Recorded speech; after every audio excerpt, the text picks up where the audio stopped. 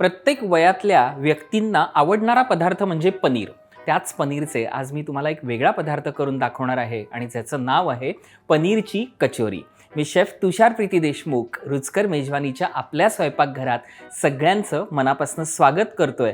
चला तर मग तयारीला लागूया.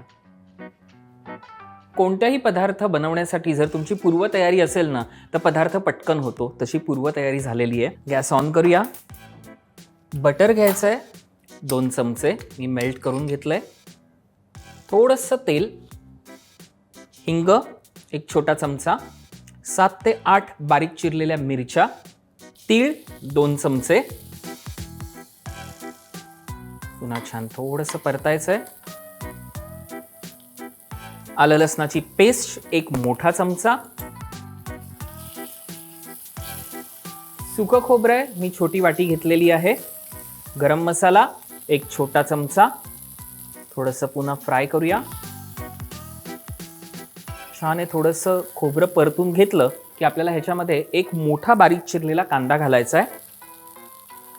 साधारण 150 ग्रॅम मी पनीर घेतलंय आणि त्याचं पाणी पूर्ण काढून त्याचे छानपैकी बारीक बारीक तुकडे केलेत, तेही त्याच्यामध्ये मिक्स करूया.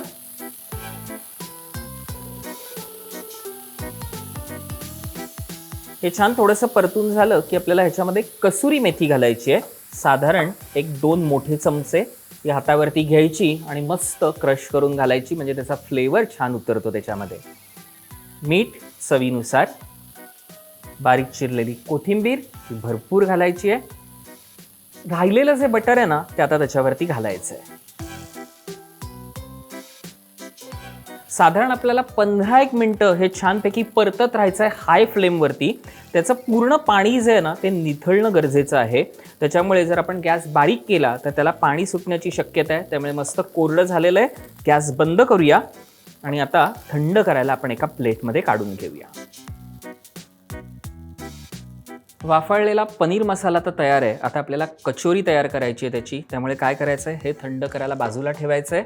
गॅस ऑन करायचा आहे. कढईमध्ये तेल तापवायचं आहे. तोपर्यंत मी ना कचोरी करण्यासाठी पीठ मळून घेतलेलं आहे. आता ते पीठ कसं मळलं आहे हे मी तोपर्यंत तुम्हाला सांगतो. ह्या पिठामध्ये 1 मोठी वाटी मी गव्हाचं पीठ घेतलं आहे, अर्धी वाटी मी बारीक रवा घेतला आहे, थोडंसं म्हणजे 1 चमचा जिरं, 1 चमचा ओवा, थोडीशी हळद, थोडीशी लाल मिरची पावडर, मीठ आणि थोडी कोथिंबीर. हे सगळं घ्यायचं, छानपैकी पहिले मळून घ्यायचं. मग त्याच्यात 2 चमचे तेल आणि हळूहळू पाणी घालून हे छानपैकी असा त्याचा डो तयार करून घ्यायचा. हा ऑलरेडी डो तयार आहे. कचोरीसाठी आपण आता त्याचे छोटे छोटे बॉल्स तयार करूया. छान असे बॉल्स तयार आहेत. एका बाजूला तेलही तापलेलं आहे. आता आपल्याला काय करायचं आहे, या बॉल्समध्ये हे स्टफिंग भरायचं आणि त्याची कचोरी तयार करायची आहे. काय करूया, थोडंसं तेल हाताला घ्यायचं आहे लावून छानपैकी 1 बॉल, त्याची छोटीशी पारी तयार आहे. आता काय करायचं आहे, पनीर मसाल्याचं स्टफिंग त्याच्यात भरायचं आहे. साधारण 1 मोठा चमचा भरला जातो आणि आता हे छानपैकी बंद करायचं आहे. हे खूप प्रिकॉशन्स घेणं महत्त्वाचं आहे. गोळा तयार करायचा.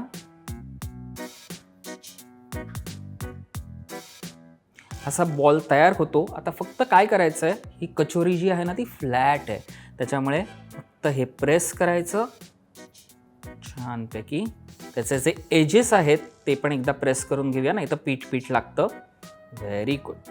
आता फक्त या प्लेटवरती ठेवताना थोडंसं हे पीठ घ्यायचं आणि इथे डस्ट करायचं, म्हणजे हे चिकटत नाही. अशा सगळ्या आपल्याला पनीर कचोरी पुरी तयार करून घ्यायच्या. First class.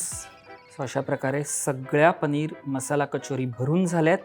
तेलही तापलेलं आहे. आता ह्या आपल्याला डीप फ्राय करून घ्यायच्या आहेत. मंद आचेवरती पनीर मसाला कचोरी तळून घेऊया. मंडळी, ही कचोरी जरी टिकायला कमी दिवस टिकत असली तरी चहा बरोबर याचा आस्वाद घेण्यामध्ये जी मजा आहे ना, वाह, first class. Paneer masala कचोरीची 1 batch तयार आहे. आता दुसरी बॅच तळून घेऊया. मंडळी, ही रेसिपी तुम्हाला कशी वाटली हे कळवण्यासाठी काय करायचं आहे? अगदी सोपं आहे. रुचकर मेजवानी हा आपला चॅनल सबस्क्राईब करायचा आहे, लाईक करायचा आहे आणि त्यावरतीच कमेंट करून कळवायचं आहे बरं का. मी शेफ तुषार प्रीती देशमुख आपली सगळ्यांची आज इथेच रजा घेतो. पुन्हा भेटूया पुढच्या भागात. नमस्कार.